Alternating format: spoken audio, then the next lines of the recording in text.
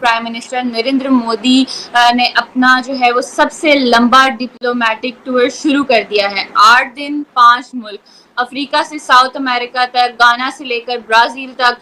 Agenda बड़ा है, vaccine hubs, defence deals, BRICS summit और इवन यूपीआई का एक्सपेंशन। ये नरेंद्र मोदी, जो प्राइम मिनिस्टर नरेंद्र मोदी हैं, उनके 10 सालों का सबसे बड़ा जो है वो सफर है।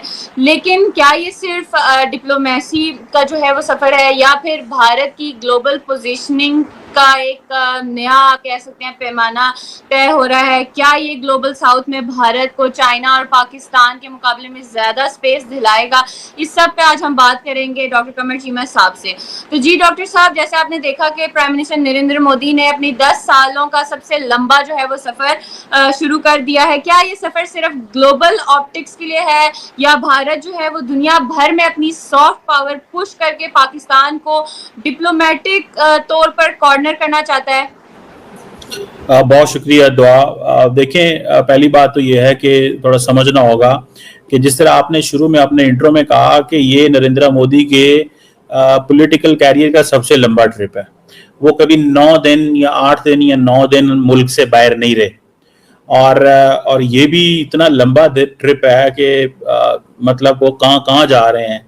वो इंडिया से निकलेंगे और वो जाके कहीं अफ्रीका में जाके बैठेंगे, और वहाँ से निकलेंगे, फिर अफ्रीका जाएंगे, ब्राज़ील जाएंगे और अर्जेंटीना, उसके बाद ट्रिनिडैड एंड टोबैगो जाएंगे, गाना जाएंगे, मुख्तलिफ जगहों पे जा रहे हैं। So starting from I think गाना से ट्रिनिडैड एंड टोबैगो, वहाँ से जाएंगे अर्जेंटीना से ब्राज़ील से होते हुए वो वापस जाएंगे आई थिंक नमीबिया, और वहाँ से शायद दिल्ली दोबारा आ रहे हैं। सो ये सो फार जो उनका ट्रैवल प्लान है वो है। आपने बड़ी अच्छी बात की ग्लोबल साउथ की। बेसिकली नरेंद्र मोदी जो हैं वो अपने आप को पिच कर रहे हैं ग्लोबल साउथ का लीडर।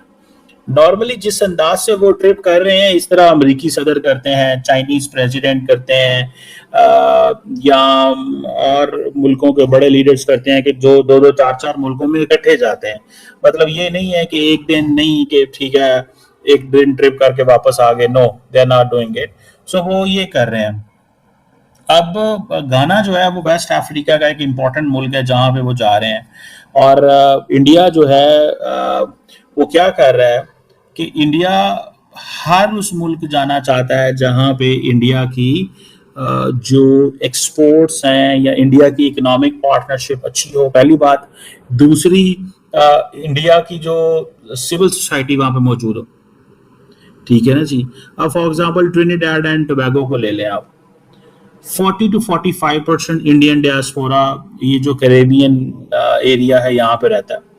और ये आप देखें कि यहाँ वहाँ पे जो प्रेसिडेंट है जो और प्राइम मिनिस्टर हैं ट्रिनिडैड एंड टोबैगो में, ये दोनों इंडियन ओरिजिन के हैं। सो ये मोदी साहब बेसिकली, मैं आपको बात बताऊं, मोदी साहब अपना जो हिंदू कनेक्शन है और जो इंडियन कनेक्शन है उसको जोड़ने जा रहे हैं, और इसीलिए ये देखें कि ये एक इसको अहमियत दी जा रही है। इससे पहले आपको याद होगा कि और भी अफ्रीकन मुल्कों में नरेंद्र मोदी साहब काफ़ी गए हैं। सो वो ये समझते हैं कि मुझे यहाँ पे जाने की ज़रूरत है ताकि मैं ग्लोबल साउथ को कनेक्ट कर सकूं, ताकि मैं ग्लोबल साउथ में अपना एक इम्प्रेशन क्रिएट कर सकूं। जैसे फॉर एग्जांपल आप पूरे का पूरा मैप देखें, मैप में अफ्रीका जा रहे हैं और लैटिन अमेरिका जा रहे हैं। तो Africa and Latin America both are basically global south को रिप्रेजेंट करते हैं।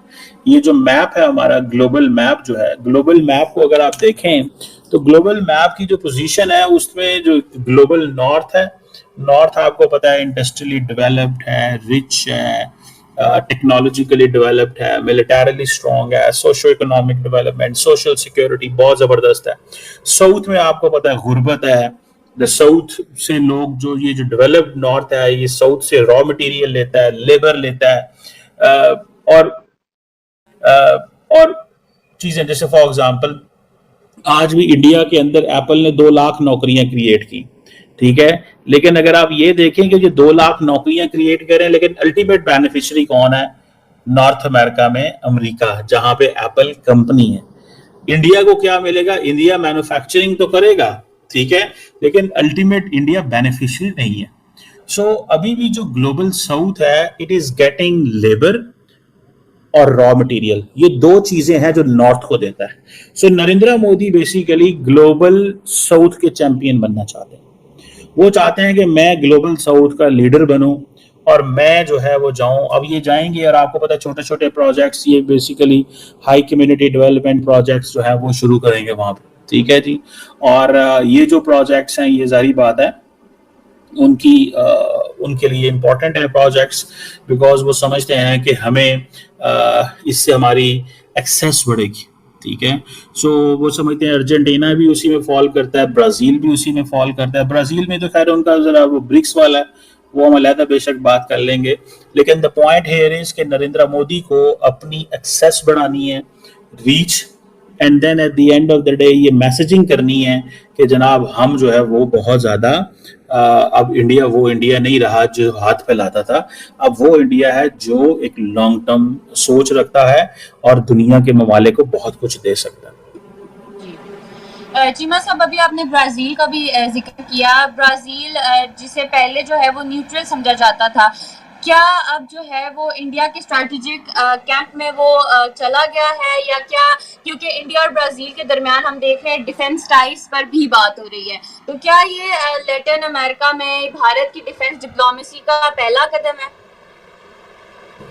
देखें, ये आपको थोड़ा सा समझना होगा कि इनकी जो डिफेंस के हवाले से आप बातें कर रही है ना, it's too early to say this, it's too early to talk on this कि ये डिफेंस के हवाले से कुछ होगा।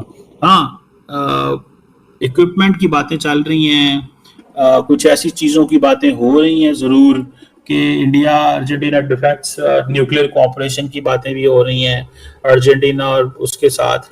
सो ऑब्वियसली ये एक डिफेंस में वो इंटरेस्टेड हैं, लेकिन आपको पता है अर्जेंटीना को पाकिस्तान जो है वो JF-17 थंडर बेचना चाहता था, लेकिन I think the British stop them, don't by this, या कुछ ऐसा हुआ था। सो ये चीज आप देखें कि फॉर एग्जांपल ये जो आकाश एयर डिफेंस सिस्टम है और एक इनके पास गरुदा आर्टिलरी गन है, ये बेसिकली वो डिफेंस कोलैबोरेशन करना चाहते हैं ब्राजील के साथ, ठीक है जी।